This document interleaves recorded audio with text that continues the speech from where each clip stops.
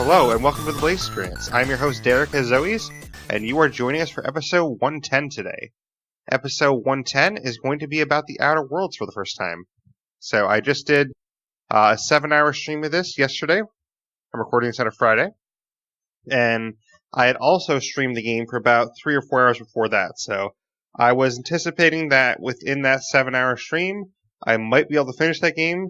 But I only got about a third of the way through, so I still have a long way to go. But I have enjoyed the game, and I've at least played enough of the game now that I can give an introduction on the game, and that's kind of what this episode is. So anyone that's newer to the game, this episode serves as an introduction to that game and basically tells you kind of what the game is about, what you can expect from the game, and kind of what you're getting to when you play it.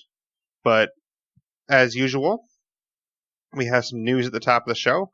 Our next podcast you're going to hear is actually going to be a little bit away. It's going to be a Game of the Year episode for the Blaise XPerience. So for the first time I'm doing a Game of the Year episode, I have a panel that's going to come on with me, and we're going to talk about some of our favorite games. We're going to kind of use a point system, which I'll explain during that episode. And basically we're going to have our favorite games and see which one actually wins Game of the Year for Blaise XPerience. So I will be getting with that panel soon, probably this weekend, and telling them what we're going to do for listing purposes. And I may actually include community voting in that too. So we'll be getting to that soon.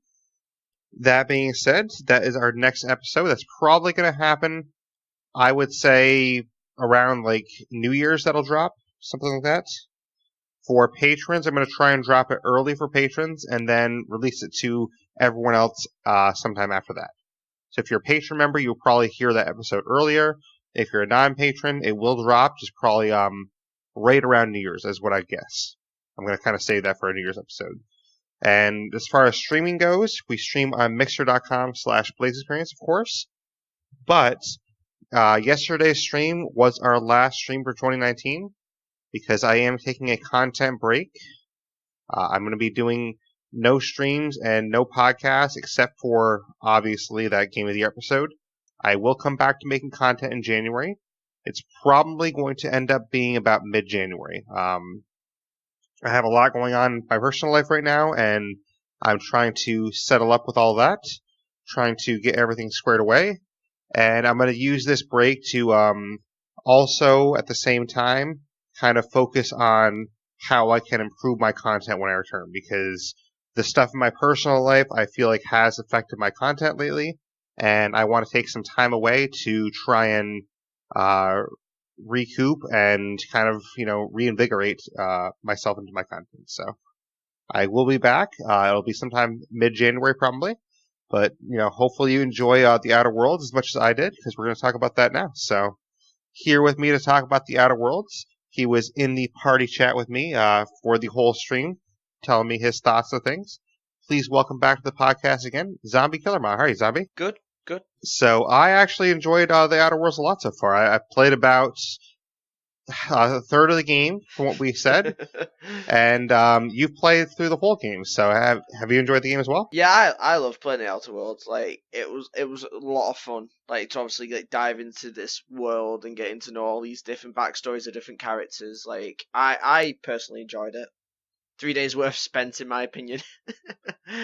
And in your opinion, is this a game that offers a lot of replayability where you can go back in and play a bunch of times over? It does, because you can play in a different method than you did before. For example, obviously I know you're doing the passive run where you just basically use all your charm to get past situations, like the passive persuasion run.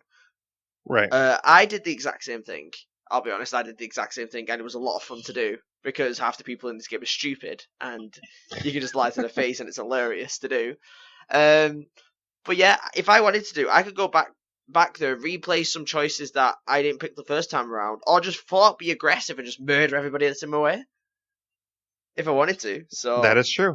Yeah, I might know. Well, I also went for like a different route than a lot of people probably go for too, because I did go heavy on dialogue, so heavy on persuasion, lying, intimidation. That way I can get those automatic dialogue checks. but I also went heavy on my one-handed melee ability because I feel like a lot of people, probably go for the guns more, but I wanted to do like a more melee playthrough. So I have a lot of, one-handed melee still. Well, yeah, as well. Like I found that I've never. I haven't seen people use that yet with dialogue and one-handed weapons. Like it was a unique one I hadn't seen played out before, but it does work well. Um, I didn't do that. I went with, obviously, as you said previously, using firearms and dialogue. Yeah, I think it's just a more unique way to do it with one-handed melee. I do need some better weapons, so hopefully the game offers some better ones in the future. But like right now, my hammer that I use, it's like 140, 150 damage per second. So it's not like the greatest in the world, but it's good enough for where I'm at. I'm at like a level 12 right now, so for where I'm at, it's decent enough. I'd say, yeah, I say it would be. It's a slightly under average, but not that bad to the point where you need to replace it yet. Right. I just don't know where to get better weapons for melee because like it seems like they never offer melee weapons. It's always like guns. That's it. Well, you can get them on the groundbreaker in the vending machine. There's a edged weapon there that's one bladed. I did tell you about this on the stream. Just saying. Right, but you said that was like thousands of bits to get that, so I don't have thousands of bits yet. It was like, I think it's like 700 bits. I said it was. Well, I'll have to go back in there and check it out. So, Yes, you will. but I have found some cool guns though. I mean, I did find a grenade launcher, which is kind of fun to use. And probably my favorite weapon to use right now is actually a flamethrower. I don't know if you found any flamethrowers, but I keep burning people alive with a flamethrower, which is kind of fun. Okay, so pyromaniac. Okay, great. I mean, I did play a lot of Moes in Borderlands 3. See, True, very true. It is fun to actually burn people alive on that game.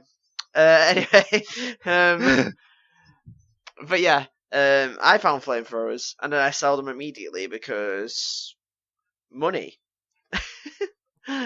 But it's a flamethrower. I mean, don't you want to just watch the people burn and just, stand back and be like, oh, damn, that must have sucked, dude. I'm sorry. I have a plasma cannon just move on.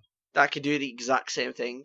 But that's plasma. No one likes plasma. People like fire. They're the same thing. No, one is plasma, one is fire. I mean, Plasma does more damage.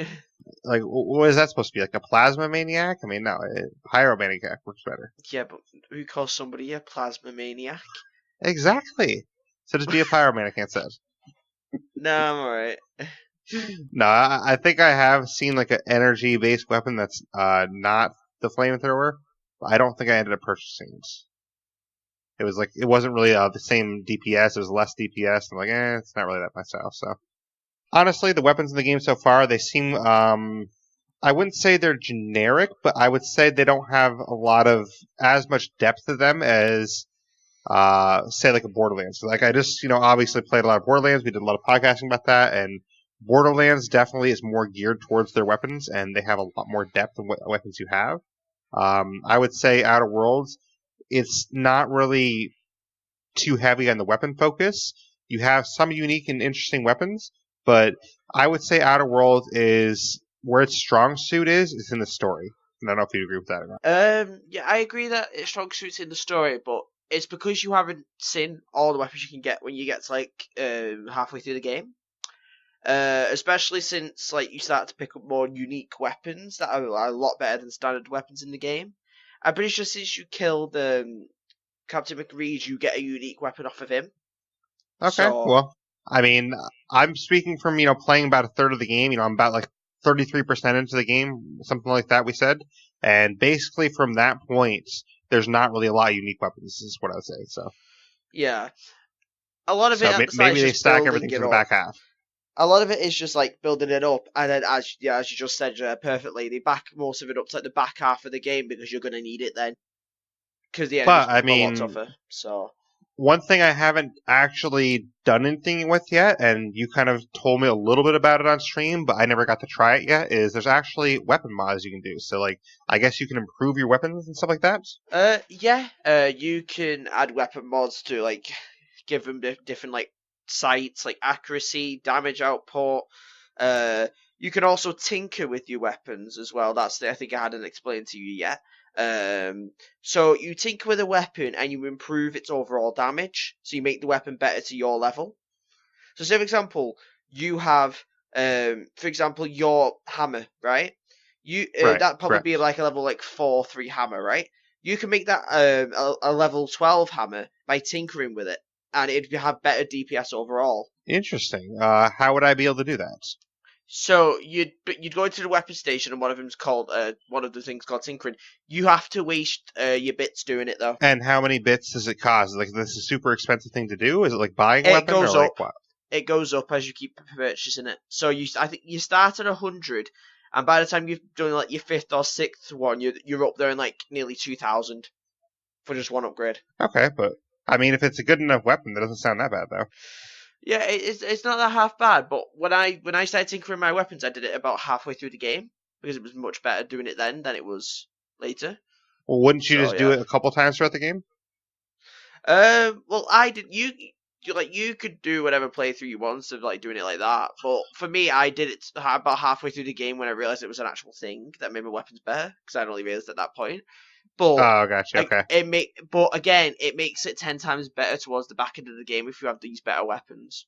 So that makes sense. I mean, tinkering versus weapon mods. What would you say is more helpful? 'Cause it sounds like tinkering is better, and weapon mods is just kind of like, tinkering, what's the thing? Okay, yeah.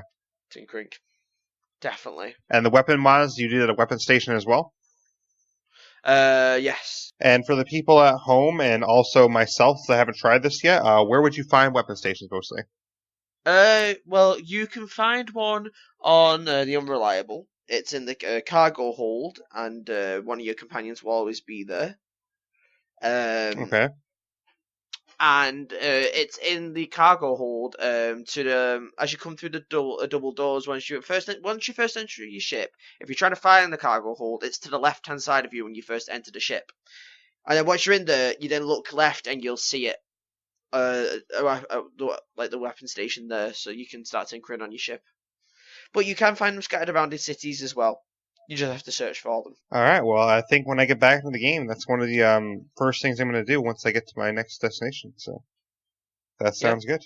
But that's kind of how weapons and tinkering and things like that work in the game. But we should probably talk about what the overarching story of the game is, because basically you jump in the game and what is like the main story of the game, Zombie? Obviously not spoiling the story, but what is like the main purpose of your character? Okay.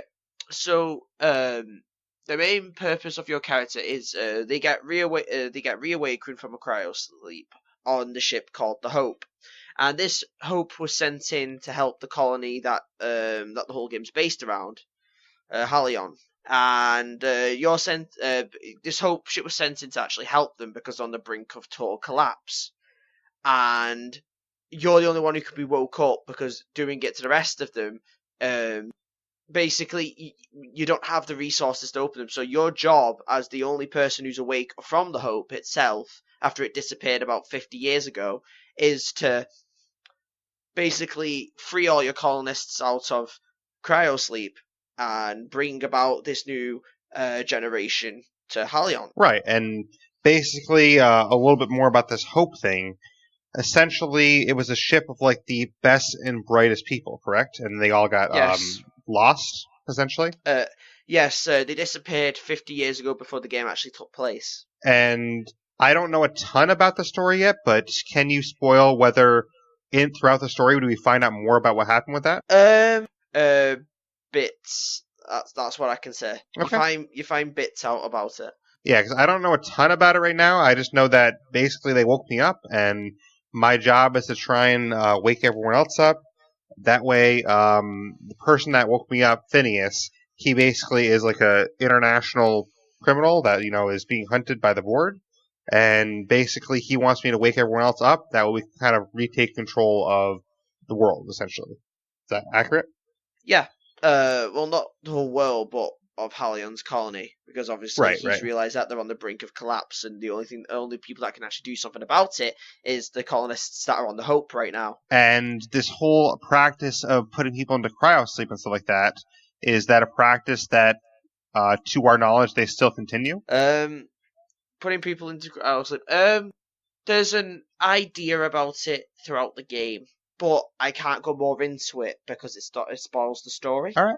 Yeah, I figured it might have spoilers, so I figured I'd ask. But So that's kind of, gives you some intrigue for the people at home of where the kind of story is going a little bit. There might be some potential nefarious actions with the board. There might not be, but you have to kind of play the game to figure out what's going on with that situation. But when you make your character at the beginning of the game, you get to assign them. I forget what it's called, but you get to assign them like one. It's not an attribute and it's not a perk, but it's like one, I guess, job title that gives you a bonus to something. And basically, I assigned my guy as the sous chef, which gave him extra one-handed melee. So I don't know what you pick, Zombie, but that was like my kind of pre-game bonus, I guess you call it. Yeah. Those bonuses that you give you is what defines your actual character's personality and what they were before they even came to the Hope. So it gives them some kind of backstory rather than it just being this unknown who woke up on the Hope and was like, "Oh, I've got to go and do this now." It gives your character a backstory. So for me, I picked being a medical professional, so that way I had a +1 in my skill of having medical practice, just in case that situation came about. Makes sense. I was the sous chef, so I figured that Phineas woke me up because he was hungry. So that's what I figured. But I'm like, oh, he must be hungry. All right, what do you got in the cupboard here? Yep, turns out he has nothing. I know, and then I had to go around the colony, and try and search for food for him. So it didn't work out that well. But basically, when you get out of this cryo sleep and everything, the game kind of takes you to where I guess you are supposed to meet someone named Hawthorne. I won't spoil what happens with that, but basically you end up in the first main place of the game, which is Edgewater. Can you tell us a little bit about Edgewater without spoiling the whole Edgewater storyline? So you get dropped into Edgewater, and right now it's an industrial city on the planet of Terra 2. Terra 2 is just one of the many planets that you'll get to see throughout the game. But yeah, Edgewater's a town, an industrial town, who are just barely on the brink of surviving right now. They basically have a lot of stuff going on, and you come in based at the point of where they're nearly at the point of total collapse, and then obviously that leads into more story stuff. And then there's a whole I won't spoil what goes on with it too much, but there's a fear of a plague in there, so you kind of investigate that more. Yeah, figure out what's going on with that. But that's one place you can go, and then there's some outcasts from Edgewater, which you can meet as well, and that's kind of like another faction.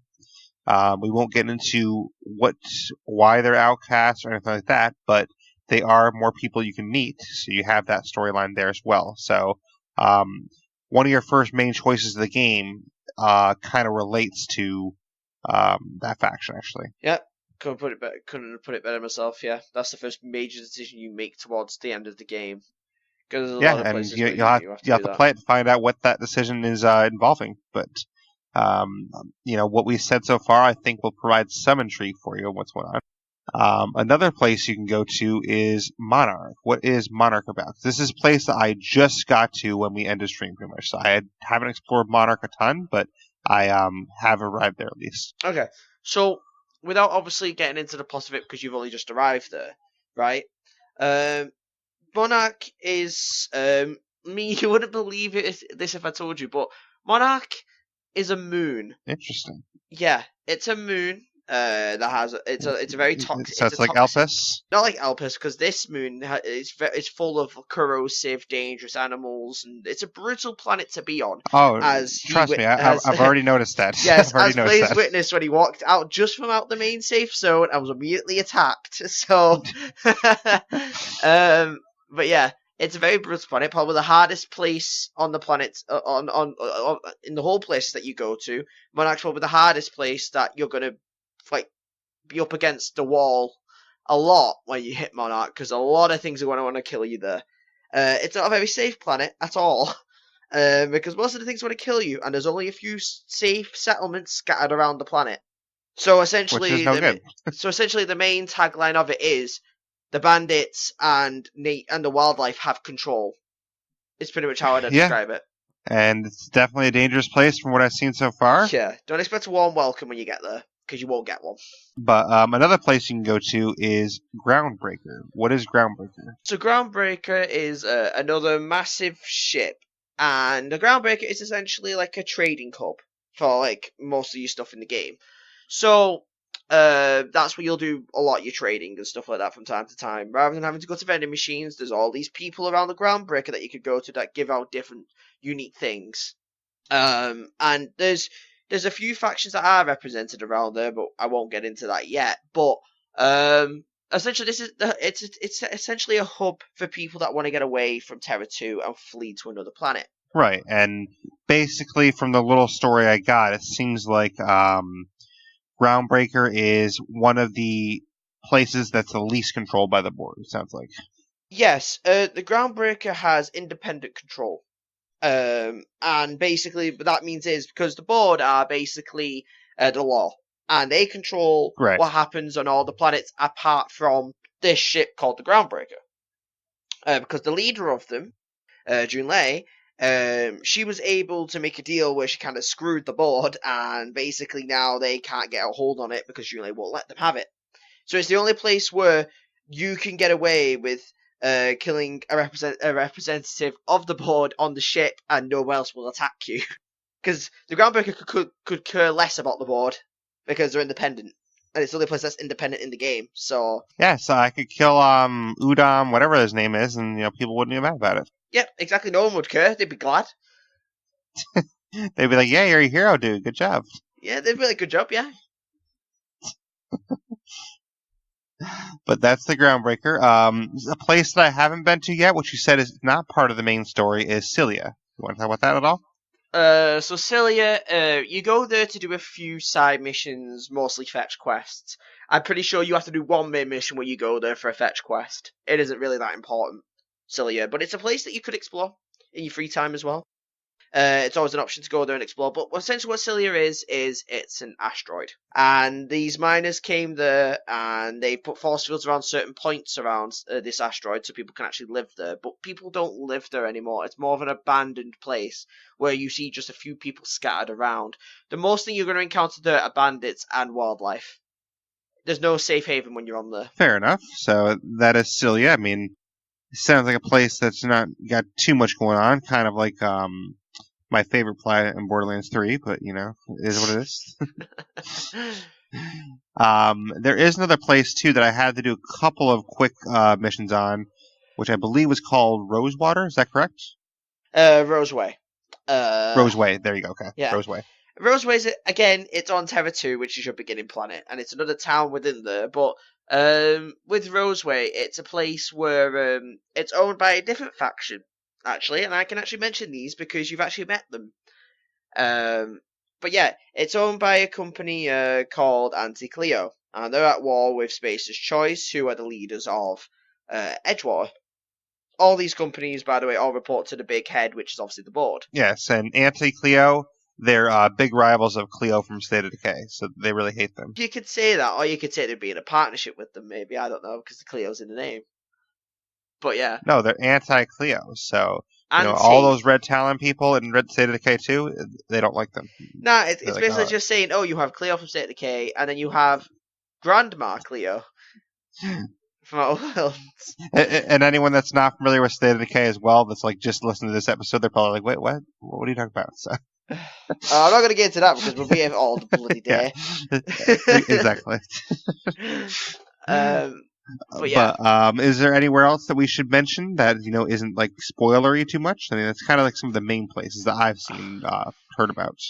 I'm pretty sure I've said all of them without obviously spoiling where other places you can go is, because obviously, Blaise, you haven't advanced that far in the story yet, and there are a lot more places you can go to. But well, I will investigate them when time comes. Yep. But we can kind of get into the inventory system a little bit. So basically, the inventory system shouldn't be a big surprise to a lot of people that are familiar with RPGs or anything like this. It's kind of a similar feel to it. You get a bag full of crap, and basically you can equip 4 items.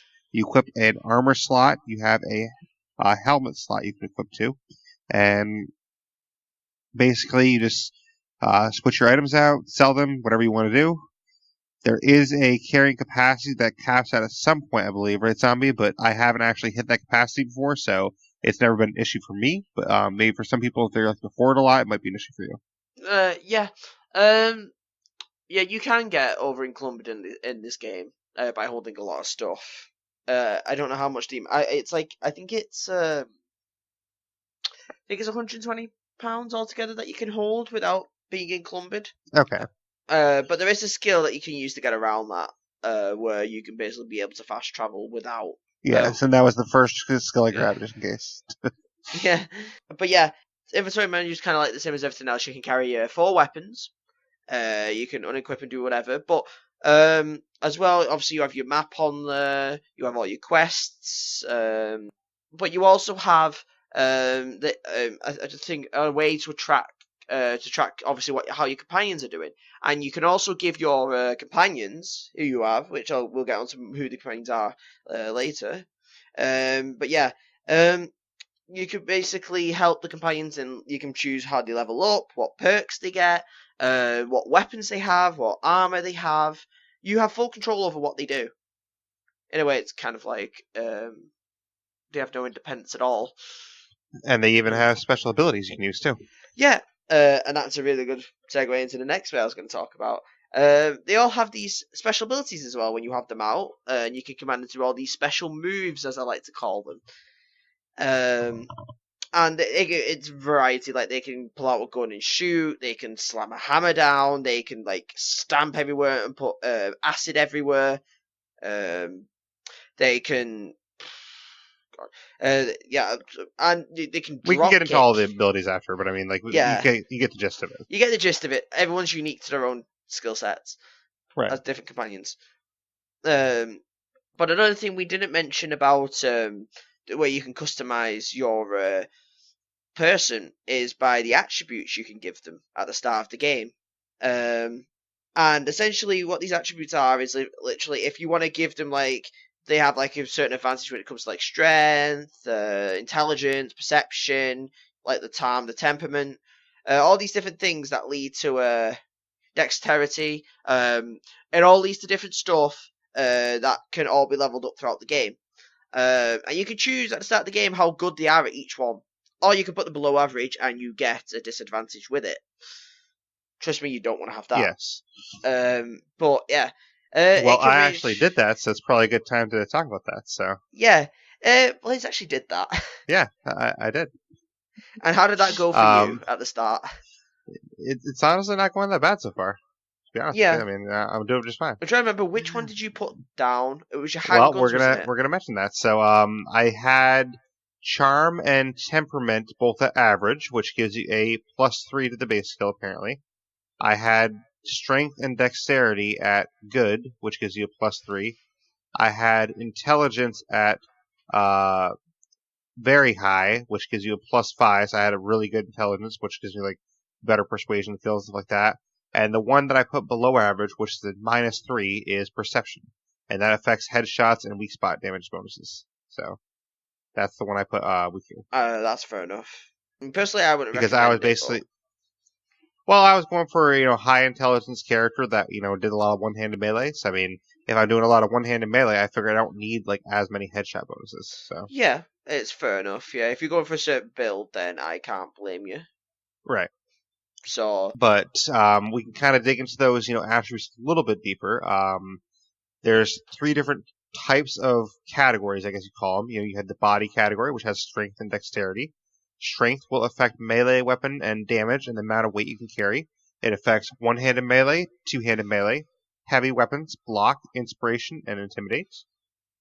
Dexterity affects melee attack speed and range weapon reload speed. Affects one-handed melee, handguns, dodge, block, sneak, and lockpick. Then you have the skills of the mind. You have intelligence, which affects critical hit bonus. It affects long guns, persuasion, hack, medical, science, and determination. And then you have perception, which is the one I put below average. It affects headshot and weak spot damage bonuses. Affects handguns, long guns, heavy weapons, dodge, lockpick, and engineering, which I'm still happy with that choice, to be honest with you, because out of all the stuff I just listed, the only thing I really care about a little bit is lockpicking, which I can still get that up by itself. So, and then we have personality, which affects charm. That affects faction reputation and companion cooldowns. It affects persuasion, lie, intimidate, hack, science, and inspiration. And the last one you have is temperament, which improves your natural health regeneration. It affects two-handed melee, lie, sneak, medical, engineering, and determination. So that's kind of what we have there. So of all of these, where do you kind of stand with the zombie? Which ones do you think are kind of important, and which ones maybe aren't as important? For me, the ones I think are very important is if you have strength, intelligence, perception, and charm. All right. Yeah, I kind of agree with all those except perception a little bit. I mean, but that's because I was going for an anti-gun build. Like, I still use guns, but I'm not as heavy on the guns. Like, right now for my character, I'm mainly using my hammer and the flamethrower, which the flamethrower is kind of less of a gun and more of like a area control thing. You know what I mean? Yeah, but with perception as well, you can use that as a way to get things out of people by just having a keen eye about things as well. Helps towards your persuasion. I already have a really high persuasion, though. I mean, which we'll get into the companions after, but especially if I have certain companions with me, I have a persuasion of like 80 or so. So Yeah, but your perception opens up new paths apart that persuasion cannot as well. fair enough. So But I mean, I think all of them offer, something different that's unique. So I mean, I think these skill trees are very cool, and they offer a lot of different playthroughs and everything. And basically, each separate skill, like say for example, one-handed melee or persuasion. Basically, if you look at those skills, then each skill has a separate unlock as you go up the skill tree for that. So if you get to like level 20 with a certain skill, you get an extra bonus to it. If you get to level 40, you get an extra bonus. It goes all the way every 20, all the way to 100. And each time you pass a threshold, you get an extra bonus to that skill. yep, and a lot of them actually are useful. Like there's nothing in the whole attributes that is actually worthless, which I like. I mean, the one thing that I would say doesn't really appeal to me as much, maybe that's 'cause I don't use it a whole lot yet, but there's this thing in the Outer Worlds called TTD, which we haven't explained yet. So do you want to explain what that is? So TDD is I forgot what it stands for. I think it's like time tactical duration. And essentially what that is when you use in your gameplay when if you press the right bumper or R1 if you're playing on PlayStation, basically it's this thing called bullet time, and what it does is it slows down time. But if you have TTD with you, you basically are able to analyze certain spots during that duration where you could either cripple, you could confuse, you could daze enemies from. Like you could blind enemies, so it gives you more of a chance after you come out of it. But you can see all the weak spots of an enemy about where the best place would be to target them. Right. Yeah, basically it helps you with targeting stuff and it kind of slows things down. And I do like the slowdown, like how it looks on the screen. Like it's kind of cool. It's like I would basically liken it to anyone knows Prince of Persia. I think it reminds me of that. Like Prince of Persia, they don't make those anymore, but it had like kind of time stop mechanic to it where you could actually slow down time and basically get things done in real speed for you while everyone else is moving at slow speed or stopped. So it kind of reminds me of Prince of Persia, if you know what that is, that be. I've heard of it but never played it. They actually made a couple movies of that too. I believe they made 2 movies of Prince of Persia. I saw one of the movies anyways, but the movies were kind of like but they're not bad. But yeah, it's basically a time stop type thing.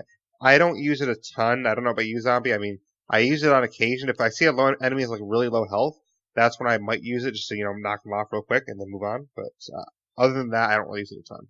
I found myself using bullet time a lot when I got to Monarch for the first time. Yeah, maybe with melee it's not as effective. I'm not sure because like I want to try and play more melee once I get better weapons, but Yeah, I it's don't not really as know useful. how. It's more Yeah, it's useful probably for not as useful with bullets, melee. hence the name bullet time. Right. Yeah, Uh, 'cause melee you have to run up to them first, so like exactly. And so by that time, you might be trying to find a weak spot. You come out of it, you're gonna immediately just get slapped. yeah. So you won't have a time to target a weak spot during that time. But I mean, it's somewhat useful though. So, Yeah. but basically, that is one of the factors in the game, and some of the things that you upgrade, like just for example, I'll go over the one-handed melee tree because that's what I'm kind of focusing on a little bit as one of my trees. At level 20, the novice, you unlock power and sweep attacks. So it's basically a more powerful attack or a sweep attack, which honestly I haven't really mastered yet. At level 40, which is competent, you unlock TTD location hit effects. I think this is what Zombie was talking about, where you can actually pinpoint certain spots in the enemy. Yeah. For level 60 is adept, which this is where I'm at with this one right now. I have level 60 unlocked. One-handed melee weapon reach plus 30%. So basically, you have a bigger reach on your one-handed melee. So it sounds kind of weird, but think of it as you got an extra arm extension. Now your arm's extended more, I guess. So it sounds kind of weird thinking about it. All right, just extend my arm a little bit. It's okay. Yeah, so basically, you have a 30% longer arm. Let it grow. Yeah, exactly. But at level 80 expert, one-handed melee weapon TTD drain minus 50%. So that means when you're using that TTD effect, it reduces your TTD by 50% less. So basically, it uses half of the time that it's supposed to, basically, which is better, So, and then level 100, the last level for this is master, power and sweep attack, chance to stun plus 25%. So you get a 25% chance to stun with the power and sweep attack. So that's kind of just gives you a gist of one of the, I guess you call it a tree, is that, because there's a lot of different aspects to this, but I guess you probably call it a civic skill tree, so. Yeah, that'd be a good word for it. But basically, that you have that same kind of thing where you have 5 different levels and 5 different bonuses for each skill. So you have, your two-handed melee, you have lockpick, you have intimidate, persuade, sneak, long guns, handguns, just medical, just to name a few. So you have that for all of those, and you kind of go through the levels and level those up. And basically, once you get to level 50, then you can increase a skill specifically. Until you get to level 50, it increases all the skills in that category at once. So, for instance, in the dialogue category, if I put a skill point into the dialogue category before level 50, it increases intimidate, persuade, and lying. There you go. Intimidate, persuade, and lying. It increases all 3 at the same time. But once you get to level 50, then you have to increase each one individually. So it kind of takes longer to level them up at that point. So that's kind of how that works. Zombie, did you have a certain build you're going for with your character? Just kind of more dialogue and guns, and that's it? Or mine was using firearms and dialogue. Okay. I did go for a little bit more onto the lockpicking too, because I want to make that easier for when I find doors I want to unlock. So I did go a little bit higher on that as well so far. Fair enough, it's a useful skill. It can be for sure. But that's kind of how skills and attributes work. But there's another piece to this, and that is the perks. So basically, perks come in 3 different tiers. I've gotten to tier 2 at this point. I'm assuming tier 3 perks are, ridiculously good compared to the tier 1 and 2 zombie, because I haven't actually played with tier 3 perks yet. But I'll let you experience that and give your opinion. I'm a bit mixed on the matter. Okay, fair enough. But basically how it works is every 2 levels your character goes up, as you're earning XP, you get a perk. So at level 2, you get a perk. At level 4, you get a perk. At level 6, and so on. And every 2 levels, you get a single perk. And in tier 1, you get 5 perks before tier 2 unlocks. Is it the same for tier 3 unlocking zombie? If you get 5 perks in tier 2, does it tier 3 unlock? Is that how that works? Yeah. Okay. So basically, if you get 5 and 5, then you can unlock tier 3. And then I think you can go down, though, correct? Like, say you have tier 3 unlocked and you want to get an extra tier 1 perk, you can do that, correct? Yes. Okay, I thought so. So basically, you're not locked into a certain tier, but you have to put a certain amount of perks into tier 1 and 2 if you want to unlock the next tier of perks. But just to name the tier 1 perks, just so you guys kind of have an idea of what the starting stuff is, you have a few bits more, which is vendor ammo plus 100%. I guess I'll just name the effects. I mean, it's not going to matter to you guys what the name of the perk is until you actually play the game. So I'll just name the different effects you can get because saying what pack meal is, I mean, it's not going to matter to you unless you actually play the game. So um, sprint speed plus 20%. They have XP for companion kills plus 50%. Equipment durability loss minus 25%. Additional 25% damage when traveling alone. Carry weight plus 50. Companion crit chance plus 15%. TTD recharge rate plus 50%. TTD meter max plus 25%. Base armor plus 10. Walk speed plus 25%. Vendor surcharge minus 25%. Base health plus 50%. And fast travel when encumbered. So just to tell you the ones that I used to get to tier 2, I used fast travel when encumbered, base health up 50%, base armor up 10. I used, let's see, what else we used? Extra 50% XP for companion kills. That way I get XP from them killing people a lot better. And then the last one I used was, oh yes, vendor surcharge minus 100%. So basically cheaper prices from vendors. So that's the 5 that I used. What's some of the kind of ones that you like better than that, Zombie? Well, the ones I used was I used obviously the fast traveling while encumbered. That's a really good one. Yeah, I think that one's a given. I think everyone has to get that one, I think. Yeah, I also got the sprint speed, the walk speed. I thought about those, yeah. Got like XP kills and a lot more, like base armor, like 50% max health. So yeah, that's kind of the gist I went for. Fair enough. And how is that extra speed working for you? 'Cause, I mean, that is one that I thought about getting, but I was trying to decide between a couple. So the sprint speed is one I almost got. Yeah, you do go a lot faster when sprinting, and you can takes you longer to get out of breath and stuff like that. And it probably helps when there's a lot of enemies around you because you can kind of sprint away from them better. Yeah, it does. Fair enough. But that just kind of gives you an idea of the perks. Just tier 2, just going down the list a little bit. Zombie, if you have like one or two that you want to mention from tier 2 that you like the best, just to kind of give people an idea of what it kind of progresses to. When you do get to tier 2, there is a lot more. So I think there's one for minimap targeting. I'm pretty sure. Like I can barely remember like most of them, but I don't see one from minimap now.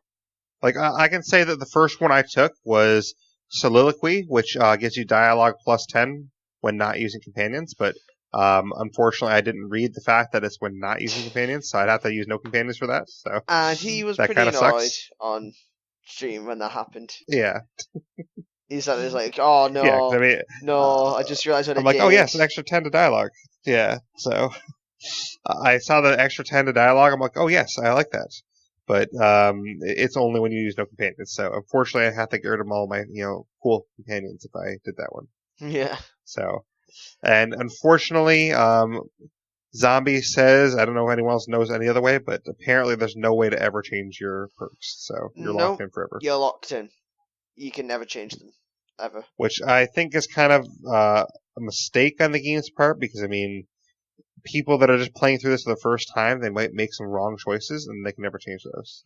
Yeah. So, but I think that's maybe why they want you to play through more than once. That way you can like kind of understand things better the second time, I guess. Yeah, exactly that. But they have different things like your companion abilities reset faster, which are like the special abilities that they can use and stuff like that. So they have better vendor buying prices when they buy items for you. There's a movement penalty to accuracy. Extra carrying capacity for companions. There's actually a perk as well that restores health on kills. So that just kind of mentions some of the gist of it. And then tier 3, I haven't gotten there yet, but I do have the list in front of me, so I can see what is available there, I guess. But like just to name a couple that sound interesting at first glance, there's 15% melee damage returned as health. That sounds interesting. They have plus 30% movement speed during TTD for 5 seconds. That doesn't sound that bad. There's actually one that's straight up damage, plus 20% damage, which, damage is always nice. And there's a last stand that gives you plus 30% damage while under 25% health. So that's not bad because, if you're really low in health, you can get some extra damage in there. There's one to revive companions. and there's one that gives you extra armor. So just different things like that. I mean, we're not going to go through every single one, but that just kind of gives you a feel for what the game is doing with their perks. So that gives you basically a good gist, I would say. Do you agree with that, Zombie? Yeah, definitely do, yeah. Now, there are some flaws as well, though. Basically, flaws negatively impact the player or their companion's stats, but they're granted one perk point immediately to balance it out. And there's no negative consequences to rejecting a flaw. So, have you used any flaws? No, because you get given a negative thing for your character if you do accept one of the flaws. It doesn't affect your companions; it only affects you. But I don't accept them for the simple reason of I'd rather not have a perk where I take plus 25% more damage from like a plasma rifle, for example, or plasma damage, or like fire damage. I'd rather not have to deal with that because it just becomes a real pain. I'm Right. guessing. So I just never accept them. When I get a flaw, I just deny them. I'm like, no, sorry. Which I kind of like that you have the ability to either say, oh yes, I'll take a flaw, or no, I don't want a flaw. I kind of like how that works. Yeah, there's a lot of different types. I mean, like, I think it can be handy if, say you play through the game and if you're really experienced with the game, you're like an expert in it, you're like, okay, I know I get this many perks by playing through the game normally. There's one more perk that I want besides the ones I usually take. Okay, maybe you take one flaw that you think isn't going to hurt you that bad just to get that one extra perk slot. So, like, I think it could be good if you have only one perk that you really want and maybe you take one flaw that you think won't hurt you that bad. So like, there's probably some flaws in the list here that certain players might not be affected by them as much. Yeah, there definitely is, but I just didn't accept one either way. Like for example, there's one flaw in here that says paranoid, personality attributes -1. So basically, if you're going for a playthrough that's not very dialogue heavy, then that is a flaw that wouldn't actually be that bad for you. Because if you're not going very dialogue heavy, the personality attribute -1 isn't going to affect you too bad. No, it wouldn't. So like, it really depends on what you're kind of going for. But like, there are ones that affect damage, though, like you said, too. For example, there's the plasma weakness, plasma damage received plus 25%. Those are the kind of flaws that I would probably never suggest taking because you're getting extra damage from something. So why? I mean, no. Yeah, why would you do that? Like, why would you And risk there's one damaging yourself even that's, more? yeah, like there's some really bad ones, like permanently crippled, movement speed -30%, unable to dodge. Like, no, no, no. Why would you want that? No. Like, so there's some of these that are really bad, but there's some that aren't too bad actually. Like there's mind attributes -1, plus 100% range weapon spread. That isn't the greatest, but if you're going for like a completely non gun playthrough, then it's not going to affect you at all. So like there's some of these that if you really work them to your advantage, they can work well. Or like for example, melee weapons -10 or range weapon skills -10. There's two flaws like that. So again, if you're going for a certain type of playthrough, say you're going for a no melee ever playthrough, then melee weapon skills -10, that never affects you. So it really depends on what type of playthrough you're going for. It definitely does, and that's why it gives the obviously the replayability there, because then you're able Right. to go back and see like, oh, what would have happened if I'd have done this, for example. Exactly. So I think that kind of covers attributes, flaws, perks, and how that all works for characters. So we unless you have any other thoughts on that, Zombie. No, I think we've pretty much explained everything. But basically, then we have quests. There's a lot of side quests in the game. We're not obviously going to go over all the side quests, but the main quests we have Balance Due, Brave New World comes now the power, Kept Secret but Not Forgotten, Long Distance, Passage to Anywhere, Radio Free Monarch, Stranger in a Strange Land, The City in the Stars, The Demolished Woman, and the last quest in the game is the Puppet Masters. So, Zombie, remember which one I'm on officially? I think it's Passage to Anywhere. Is that correct? Yeah, because the next one is obviously the next one after that is Radio Free Monarch, which ties into the next major decision you've got to make over there. So yeah. Okay, so I'm on quest 6, and let's see. There's actually 11 quests. So I'm not actually that far away from the end, Zombie. I'm actually a little bit farther than I thought. I'm probably about 50% of the way through. No, that Monarch quest is very, very long. You're gonna Oh, be is it? there Okay. you're gonna be there for a while. Okay, so maybe some of them are longer than it says, but But these quests, they start on different locations. Like, for example, one of them towards the end apparently starts in the HHC building, whatever that is. So there's some that start in the Groundbreaker, some start in Edgewater. So it really depends. But Comes Now the Power is like the first main decision in the game. And you get that quest from Reed Thompson, so you can kind of figure out more about that. And how many would you say major decisions are in the game, if you had to guess, Zombie? 3 or 4. Okay. So basically, through the first 6, you only have one major decision. So it's all like really that back heavy. Yeah. That's interesting though, because I mean, like, I wouldn't think they put everything like all the guns are back heavy, all the like big decisions are back heavy. So, like, I guess really towards the back end is when it really heats up, apparently. Yeah, like the minute you get into like about halfway through the game, you're just gonna get hit with it immediately and be like, "Oh my god, okay, what the hell?" And would you say the 3 decisions I haven't made then are they all tough decisions? Would you say? Yeah. No, So sorry, the sorry, one sorry. There are 3 of them are, one of them isn't. okay, so there's 5 main decisions in the game then. No, I said 3. You've already done one of them. You're on your second one now. The third one after that would be it would be hard to make, but then the last one is not that hard to make. Depends on how much of a certain person you want to be, without giving stuff Okay, away. so basically you would say the second and third decision are the hardest ones to make. The second one takes a while to do. Yeah. But I'm talking about decision wise, like morally, like is it tough to make that choice, the second and third one? Yes. Yeah. Nice. The So second one's the I'm glad that hardest. I like games that have tough choices like that. So and even the first decision, like I haven't seen the other ones yet, but the first decision isn't exactly like the easiest in the world to make, but I would say it's probably less of a decision than probably what's coming up. Yeah, and plus I was obviously in the party giving you hints towards what you should do in that situation. But if I wasn't there giving hints, you probably would have done something completely different. I might have done. I mean, but that's what I kind of like about the game is that there's different ways to do things. I mean, like everyone in the game is basically killable. So like you could technically just go for a playthrough where you just go around killing everyone, or you could like try to persuade everyone. Or there's so many different ways to play the game, and I like that. And like there's different paths. Like the decision I already made, you can go the complete opposite direction with that decision, and it probably completely changes your game. I assume. Yeah. So that's the quest, and obviously there's a ton of side quests involved with that. I believe the developers have said they are doing DLC for this game. Is that correct? Yeah. Next year. So probably have some more quests and different things come in there with that. But basically, when you put a quest on, it's kind of how it works normally with a lot of games. Is you can toggle which one you want to be your active quest. And what I think is really cool is that whatever your active quest is, you actually get a big marker on your screen that tells you exactly where that location you have to go is. So I kind of like that honestly because the way I like to play, I don't like to have to wonder, okay, where am I supposed to be going? What? Like I like to enjoy the story and just go from point A to point B and enjoy what comes between there.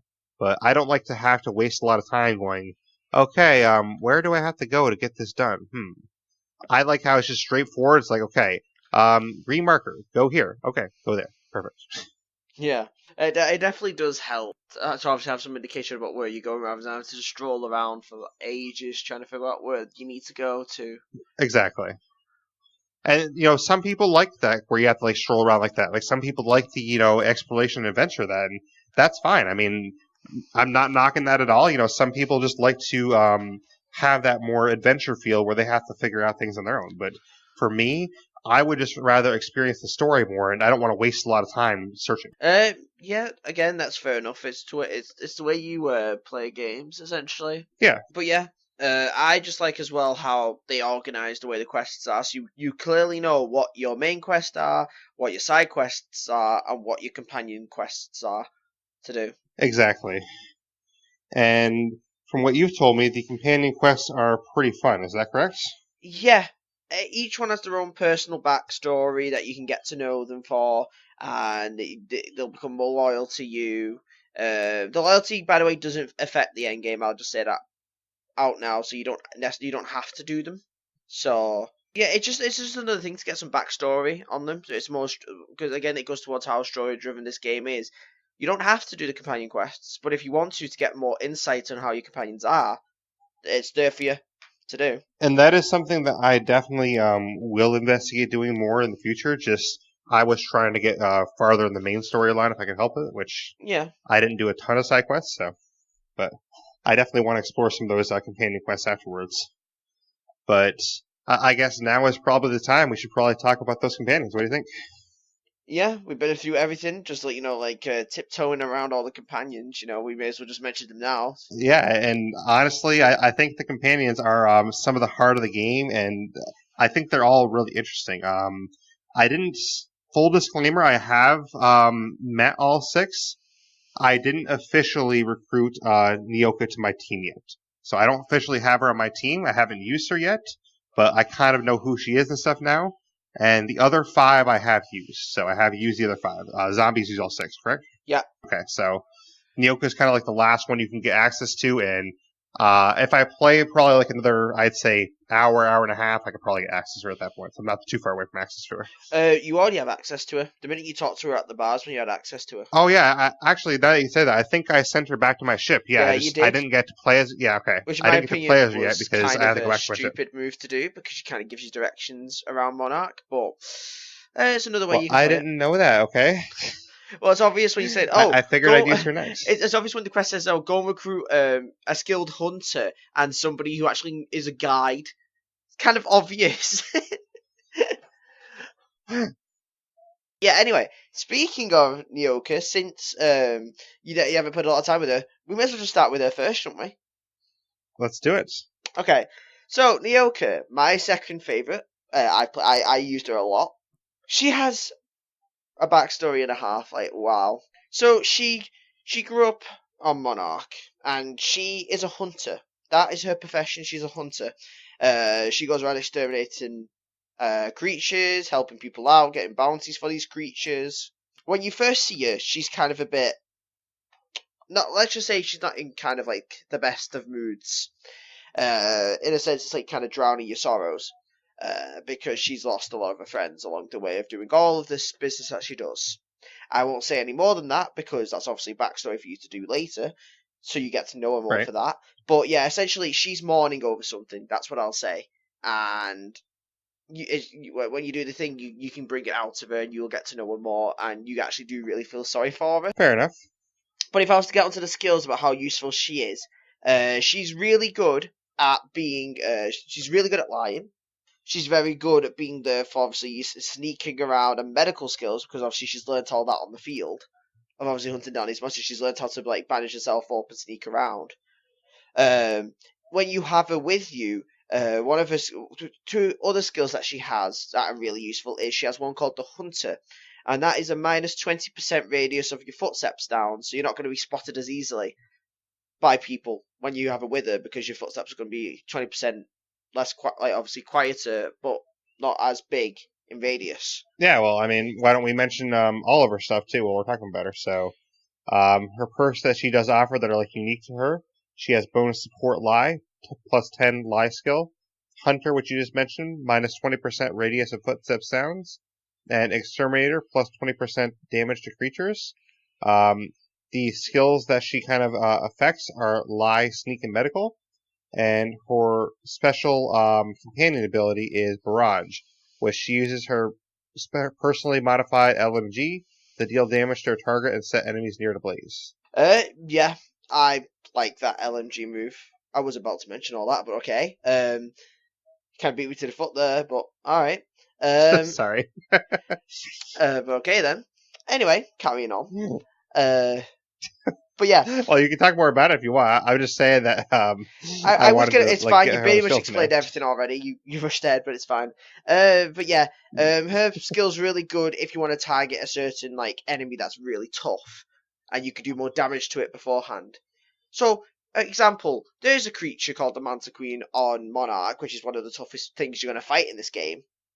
So if you have Nyoka with you, that's really good because you can take that down quicker because not only does she have the plus 20 damage to obviously like all creatures because she's a hunter, but she also has that LMG that she can use to set the thing ablaze, which basically makes it even more easier to take down than obviously having what Blaise did and him getting wrecked by it several times. Yeah, maybe that's true. But... So, but yeah, I kind of did this out of order. So let me get back on order and start with the first person that you recruit. That being Parvati. And she is someone you meet in Edgewater. She's like the first recruitable companion that you get in the game. And she's an engineer for Edgewater, and she basically affects all the fields of having like your persuasion, your lockpicking, and your engineering, because she's one of those people that has a soft heart. She's a kind-hearted person, so it's a lot easier to persuade people with her because they kind of feel sorry for her because she doesn't know a lot about the world. And the support things that she gives to you is a plus 10 in engineering skill. She can also extract mods from the field, like your weapon mods. There's a 10% chance that she can do that. And she also gives you more time with your TTD meter. She gives you a plus 25% with that, give you more time to use it. And her special move is basically she slams her hammer, causing a blast wave that shocks all the enemies and stuns auto mechanicals, which is a really good move if you're going for a character that has crowd control, because that kind of knocks all enemies to the floor immediately, and that way you can gain advantage of the situation if there's a lot of enemies around. And that's why I find her useful, and that's why she's my favourite, because she has such a touching story that I actually like. I actually like, it's kind of like a bond I had with her, and I was like, I actually like this character a lot. So, yeah, Pavatis is the most interesting for me, but yeah. I liked her a lot so far. Basically for me, I'm still trying to get used to all the different ones, so I'm trying to try them all out a little bit before I decide, which ones I like best. But so far I think she's pretty cool, and I haven't get to try Nyoka yet. But I would say for sure that the one that is my least favorite so far, I think will stay as my least favorite, is the Vicar, which is also called Maximilian de Soto, and I think you would agree with that. He's probably your least favorite as well. Is that correct? Yeah, I didn't get a really keen feeling for Max because it's a vicar, and his story isn't exactly like interesting in a way that makes you intrigued about him. Though the only thing I find hilarious is in his training to become a vicar, he learned how to hack machines.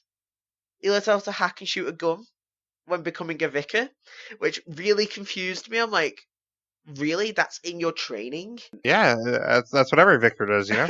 Yeah, probably that's what every vicar does in the Outer Worlds. They bloody get trained in hacking machines and bloody shooting a shotgun. But, anyway, going away from unlogic scenarios, when you have Max with you, he gives you a plus 10 in your hack skill. He has a 20% dialogue combat effect duration. And he also has a plus 20% science weapon damage, which I love the name of this because it's called Mad Max, and that's a really nice reference, by the way. Just I see Very what he true. did there. See what he did there. I didn't know it was called Mad Max, but that's actually pretty good. Good job with that. And the skills he affects is Intimidate, Hack, and Science, and those support skills kind of prove that. And his skill, which I love, by the way, when I tried this out, is he examines and evaluates his targets spiritually and enlightens them. I love this description, but with a blast from his shotgun that sends them flying.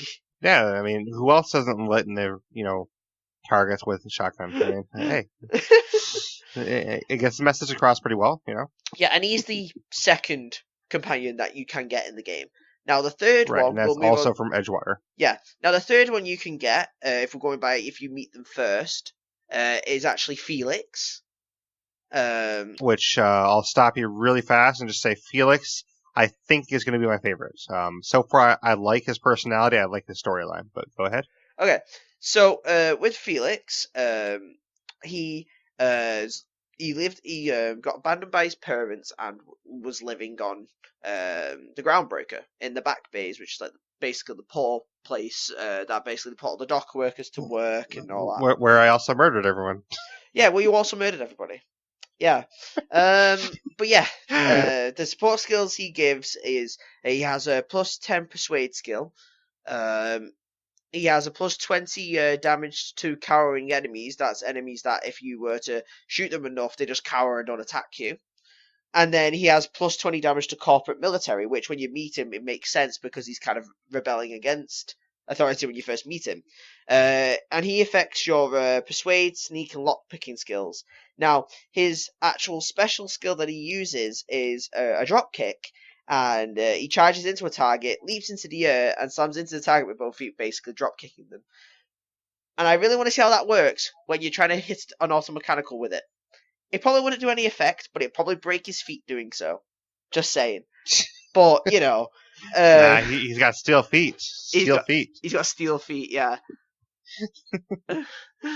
Obviously, he replaced him for his drop kicks. Well, you just see him automatically putting metal feet on just to do the move. Exactly. He's got to change his feet real quick. I could just imagine that. Hold on, let me change my feet. Changing that he's getting shot, he just gets knocked down to the floor. You have to wait, because the skill's already been used, but he's knocked down on the floor. So you have to wait a couple of seconds before you can use it again. Yeah. But yeah. Yeah, I think I didn't really understand how this worked when I was playing through, because I didn't realize every character gets special skills that are unique to them, and that you should probably take those skills, because bootlickers, the damage to cowering enemies, I didn't actually take that skill, so I lost out on that one. But well. But I think that's kind of useless, because if you have a cowering enemy from your persuasion skill, they're not going to attack you, so why would you need to add a damage to them? That might be true, yeah. I think what I gave him instead of that is I think I gave him extra melee damage, or I gave him extra health, so maybe that's more useful. That's what I was thinking, yeah, because you're probably going to have to face some board people or something like that, so it's probably really good to have that skill. So the fourth companion is Ellie, and Ellie is a doctor who you find on the Groundbreaker as well. I go by this about how you meet them, because technically what you can do is meet Ellie first and then meet Felix. You could do it the other way around, but yeah, when you find Ellie, obviously she's in kind of a sticky situation with trying to get to a friend, but he won't let her into the medical ward there, which makes no sense because she's the doctor. Just saying, but but anyway, when you have Ellie with you, the support perk that she has is she gives a plus 10 to your medical skill. She gives a plus 20% heal amount granted by the medical inhaler, and a recover 25% health when fatally wounded, and it has a cooldown of 5 minutes. The skills that she affects is your lie, your medical, and your engineering skill. I did not know she affects your engineering. That's weird. Yeah, I mean, maybe she has some, engineering training with the medical stuff. I did not know she had an engineering thing that she affected. Okay, that's something that you learn every day. Yeah. Okay. But yeah. Anyway, and her special move is she. I love it because it's called Quick Draw, and that's essentially what happens. Is she just pulls out a pistol really quickly and fires off a series of precision shots that hit a target. They don't miss. They immediately she pulls it out, shoots it, and it hits the target with about 5 shots. And then she pushes back away and you can carry on. It's a very quick one, hence the name Quick Draw. Yeah, I'd say it's one of the more boring specials, but it's effective though. It is very effective, and it does provide use towards the end of the game as well. Honestly, looking at the perks of everyone, I don't think she has a bad perk. I think all 3 of her perks are really good. Yeah, her perks are really useful. Yeah, I can't see anything wrong with them at all. Especially First Responder, I think it's such a good perk. I mean, the extra heal granted by the medical inhaler, that's such a good perk. There's a really, when you see people play, especially for me, I've always seen them have an Ellie or a Parvati duo, or a Felix and Ellie. I've never seen one that doesn't have Ellie with it, apart from what I tried, because I wanted to try something else. Yeah, I think Felix and Ellie might be the duo I want to go with, personally. So you have seen that duo before? Them, yeah. They bounce off each other when it comes to their wit, which works as well. So I've seen it happen. But yeah, it is pretty useful to have both of them, because you can have that rebellion damage on top of obviously having all of the skills that Ellie has, and it works really well towards the back end of the game. I'll say that now. I've seen it happen. It works really well. But yeah. And moving on to the last companion. Sam I Am. Sam. It's a robot, a cleaning robot, and all it does likes to do is clean. literally, that's all it likes to do is clean. But yeah. So it's Sam is a bot that you can basically miss if you're not exploring your ship. If you're not exploring your ship, you'll miss him. But yeah, he's on your ship the whole time, and he has his own little room that you have to do. You have to go and get this certain things to activate him. And by things, I mean one thing that you find in the story says on the Roseway. But apart from that, yeah. But yeah, the support skills that he has is he has a minus 25% harmful status effect duration. He has a bonus to your intimidate by plus 10, because obviously it makes sense, he's a robot. People would be intimidated by that. He has one that has plus 20% damage to auto mechanicals, which is very useful towards the end of the game. I'll say that again. And then he has minus 20% negative reputation per kill, which is good in case you're killing members of the board, for example. Your reputation won't go down as low as it would be if you normally killed them without Sam being there. Yeah, so basically, Sam's who you want to have. You fight board members and robots. Yeah. So. And his special move is, oh my god, I love this. And I think this is why Beats had to check this out. I'll read. It's called Decontaminate, and it's basically, this is the whole description.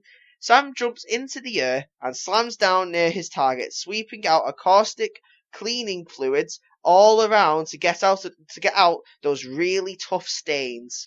To get that basically. And it's actually good for his enemies? To get that basically, if I need to explain this in terms that people don't actually understand, is essentially he just slams down, throws a corrosive fluid around him, and it affects all the enemies essentially and gives them a corrosive status effect. Is what I'm getting from it. I haven't personally tested the skill, but I'm guessing that's what it is. But yeah, I love the way they actually explain that, because that's actually really funny. Yeah, and that rounds up basically every companion that you can get in the game. So, yeah. Yeah, and so far I would say that Sam and Felix are the ones I'm liking a little bit more. I like the perks Ellie has. I'm not really sold on Vicar that much. Parvati, I see her merits, but she's not my style as much, so I don't think she's going to be used as much by me. I think Nyoka has potential, but I haven't really tried her out yet. So I think for me, toward the end game, I'm probably going to always have Felix with me, and then switch between Ellie and Sam. That's probably what I'm going to end up doing. Okay, that's fair enough. It's different to me, so see, that's the way replayability works. Like, literally, different duos. Yeah, so I mean, I think basically I'm going to have a duo of Felix and Ellie at some points of the game, and then a duo of Felix and Sam at some points. It's probably my goal. Anyway, moving on from that, one thing that we've also tiptoed around until now is talking about the factions in depth. Now, I can't talk about every single faction because Blaise hasn't met every single faction. So, and me talking about this now, me realizing that you have missed one faction that's actually on the Groundbreaker. I forgot to mention that. That's my fault. But yeah, you missed one. Okay. And you looked up at the sign when you explored around. I think you might have noticed a sign called Starlight. That might have caught your eye. Massive bright yellow sign. Maybe. It's literally. So essentially, right now, when you go on the Groundbreaker next time, it's the opposite side of where the board are currently placed. You can't miss it. Okay. It's a really bright sign. But yeah, that's another faction that is in the game. I can't go in depth with them yet because you haven't met them. But, and a board I can't really go in depth with because I'll spoil half the bloody story, so I can't talk about the board. But all I know is that, all you should know so far is that Blaise has met a representative of the board, and not the board physically themselves. So. Yes. Udam, whatever the hell his name is. That's the way the board like to operate. They like to use representatives. Like, they had a representative that controls Edgewater. They have a representative that is on the Groundbreaker. Like, they have representatives, they don't actually have a permanent member of the faction there. So, that kind of gives you some hints towards what to expect. But, yeah. Now, if we are getting into these factions, you've got one of the first ones that you meet is the Spacious Choice faction that operate out of Edgewater. And Spacious Choice is a company that manufactures weapons, drinks, and food, and it's just an overall just company that's trying to make a living, essentially. It's a popular one, Same with Anti-Cleo that you meet in Roseway. They're the exact same, but Spacer's Choice and Anti-Cleo are kind of at war with each other because they do the exact same thing, but one company wants on top of the other. They want to outbid the other. So you have that little interesting feud going on there. Yeah, Spacer's Choice is kind of interesting. I forget what their exact jingle is again. What is it again? I forget that jingle all the time, mate. It's very catchy though. But it's something about like Spacer's Choice. If you want the best, don't choose Spacer's Choice. It's like Spacer's Choice. Don't choose the worst, choose the best in Spacer's Choice. Something like that. All factions have a jingle like that, which I also like because that's really like that kind of appeals to real life because all companies nowadays have actual slogans to everything, so it works really well. So, like, let me ask you this then. Like, I haven't obviously met a lot of the factions yet or done a lot for them. Do you basically, by the end of the game, like, affiliate more with one faction over another, or no? You can. The way you're going down the road right now is most factions are pretty much going to trust you. All factions will probably be friendly with you, but you never have to pit a faction against Why another. Is that? You never have to do anything like that. Why are most of them going to trust me, you say? Okay, so, like, obviously, if you go off what you did in the first base scenario, during your first major decision, Right. Based on the first major decision, I'm not going to explain what it is, but all I'm going to say is, Blaise, you've gained probably near max trust. All it takes is you to do a few more side missions, but you've nearly gained max trust with probably the Deserters and Spacer's Choice off of that first decision that you made. So, well, the Deserters don't love me right now, but they don't hate me either. They're kind of exactly. But I probably have to do if you do 2 side missions for them, they'll be up all the way at the top. So all I'll say is that I'm assuming they don't really play a factor in the rest of the game, right? Because like no, they don't. What's that? They do come in towards the end of the game, but that is another major decision that comes down the line. It's like the 4th one. Fair enough. But yeah, let's just say it's not going to be as easy as what you did on Edgewater as it is going to be when you do Monarchs one. That's all I'll say. It's not going to be as easy. That's why you're on there for such a while. All right. Well, I'll have to figure out what's going on and decide what I want to do. Basically, having a high reputation with a faction, does that just mean that you get like better prices with them and stuff, or what's like the benefit prices, of having a high reputation? Discounts, better prices, better discounts. Pretty much that's it. Okay. And if you have a lower reputation with a faction, does that mean they're probably going to attack you on site or something? That's exactly what it means. They're probably just going to attack you on site, yeah. Okay. So, the Groundbreaker is another faction as well. I mean, it's an independent place from, obviously, the board, but it's its own one as well. So if you help people around the Groundbreaker, your trust is going to be up there as well. I can kind of tell based on, like, a little bit of the story so far that you probably could get a higher reputation with the board if you wanted to, and kind of, like, be, like, an agent for the board. Yeah. So. Yeah, the board's a faction, yeah. Because, like, basically... Yeah, because, like, the Udom guy, like, or wherever his name is, like, he basically wants me to give up Phineas, and I guess you probably could go down that route where, like, yeah, let me betray Phineas, so you probably could go down that route. Yeah, you definitely could. Which I'm kind of curious how that route would go, but I'm not going to go that route personally, but I already tried going down that route. All I'll say is you have to go to Gladius and you have to pay 8,000 bits. That's all I'll say. That's it? The other route has 10,000. But you have to do 10,000 to get to Monarch, but you also then have to pay the 8,000. Oh, Udom. So you have to pay 18,000? Jesus Christ. Literally, the Groundbreaker's gonna murder my bank account. It literally does. It slaughters it.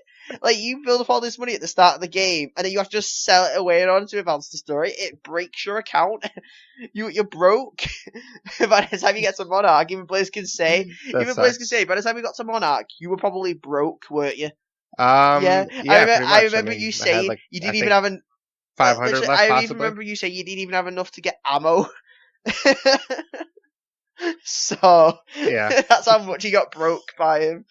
I just had to go with what I had. Hey, it is what it is. So. But so yeah, that's kind of how factions work. One thing we did miss when talking about companions, though, you can touch on real quick, is you can actually level your companions up and give them perks. So we were talking about their specific perks, but basically, do you want to tell people how they exactly level up? Is it like basically when they get kills, they get more XP Yeah, for themselves? exactly that. So when your companions get Okay, that's what I more thought it was. kills, right, they level up, and then they'll eventually get access to getting perks. And you control what perks they get. It can be from getting like max health to actually getting the skills that have the support skills, like bonus intimidate, for example, or like bonus persuade. And you basically level them up based on the stats that they're meant for. And you can increase the damage output, how much of a support they are to you, how much of the threat they are to the enemy and not instead of you, how much of a threat they're not to the enemy instead of obviously they'll focus you instead, and stuff like that. So, for example, you could have like a team of like Sam and Parvati, for example, and make Sam a major target. So all the enemies focus Sam to begin with instead of you and Parvati, but make Parvati a very low target. So then that way she could flank around, for example, and flank the enemies and stuff like that. There's a lot of ways you can experiment around with it. Yeah, I think honestly, when I have Sam on my team, that's how I am going to play Sam. Is I'll get a couple of his specific perks, but I am going to try and make him like the target and kind of use Felix and Ellie to kind of do other stuff with. Yeah, fair enough. But yeah, that's kind of how that works. So honestly, I think we pretty much covered all the bases of the game. So I think we should do a spoiler cast on this game after I have finished it. I think that'd be kind of a fun episode to do. Yeah, definitely. So we'll have to talk about that. It'll be, if anyone's listened to our Borderlands 3 spoiler cast, it'd be kind of like that, where we talk about full spoilers of what the game is and how the story goes. So that is an episode I plan to do in the future sometime, but like I said at the top of the episode, this is going to be our last regular episode for a while. We will have the Game of the Year episode, but I'm thinking sometime in January when I come back, we should do a spoiler cast on Outer Worlds. Okay. But is there anything else that we didn't cover that you think we should cover? I think we pretty much covered everything. Yeah, and Zombie was saying before we started that, this is going to be a short episode. I'm like, nah, Zombie, it's not going to. Yeah. This is how it usually goes. Yeah, no short episodes here, unless he's on his own. Pretty much, yeah. I mean, well, if you're on your own, then, it's easier to do a shorter episode because there's not a lot of back and forth banter. It's just yourself, so. But especially introduction episodes, usually all of our introduction episodes run about an hour and a half because you're introducing someone to a game. So, I mean, you have to kind of talk about the basic game, so. But I think this is a good episode. I think hopefully this will help people understand what they're getting into with Outer Worlds. I mean, so if you haven't played Outer Worlds yet and it's your first time hearing about the game, I hope this will do a lot to teach you about what you're getting into. But that being said, if people want to get a hold of you, Zombie, after they listen to this, how can they get a hold of you? You can find me in Blaise's Discord at Zombie Colorama. Just at me on there and I'll respond. And you can always find me on Blaise's streams. Exactly. Except right now it'd probably be Discord because I'm not going to be streaming again for like about 3 weeks. So, for the next 3 weeks, probably just the Discord. But when I come back, you'll be in my streams as well. So. And as far as me, you can find me via email, theblaisexperience@gmail.com. You can find me with my Xbox gamer tag or Twitter at Blaise XPerience. That's capital B LAISE, capital XPERIENCE. And I will still be playing games, during the break and everything. So if anyone wants to play games, I'm happy to do that. I just won't be creating content during the break. So it'll be a content break, but I will still be playing games off and on. You can also contact me in the Discord, obviously, and I am on Facebook and YouTube as well. If you want to check those out, that'll be in the show notes. And if you want to listen to the episode, you're obviously listening to it right now, but other ways you can listen to it. You can listen to it on Google Podcasts. You can listen to it on iTunes, Radio Public, and many, many other directories. There's Stitcher, Spotify, so listen to any on those directories.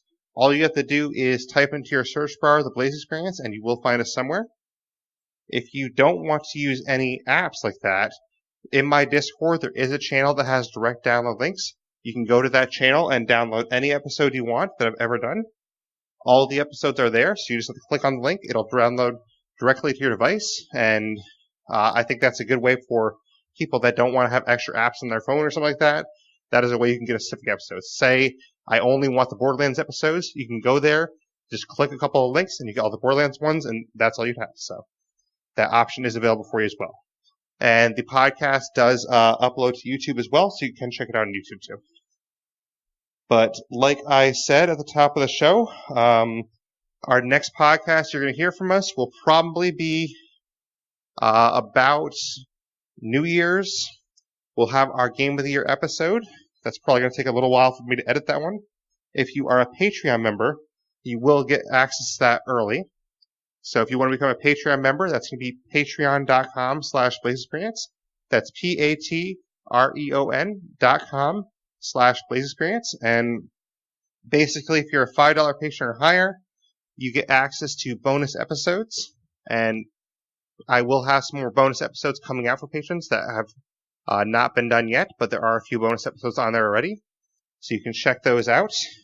If you want to get any merch over the break that I'm on, you can get merch at teespring.com/stores/Blaise XPerience.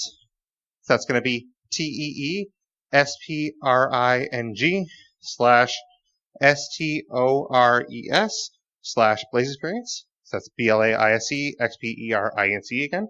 And that about does it for us today. So I will see you when I get back from the break. I will see you all for our Game of the Year episode. And I can't wait to come back strong from the break. There'll probably be some changes to things. Probably not many changes to the podcast, but I think I'm going to have some more changes to the stream than the podcast. But podcast-wise, we're probably going to be about the same schedule-wise, an episode every weekend. And kind of the same style, but I think I might have some more changes to the stream. So we will go over that when I come back. But Zombie, I want to thank you for being here again. Yeah, no problem. I hope you had fun today talking, an hour and a half on Outer Worlds. Yeah, I did. Sure. Awesome. Thank you. And thank you to you, the listener, as well. I do appreciate all your support, and I hope everyone has a great holiday season. So thank you, as always, for listening to the Blaise XPerience.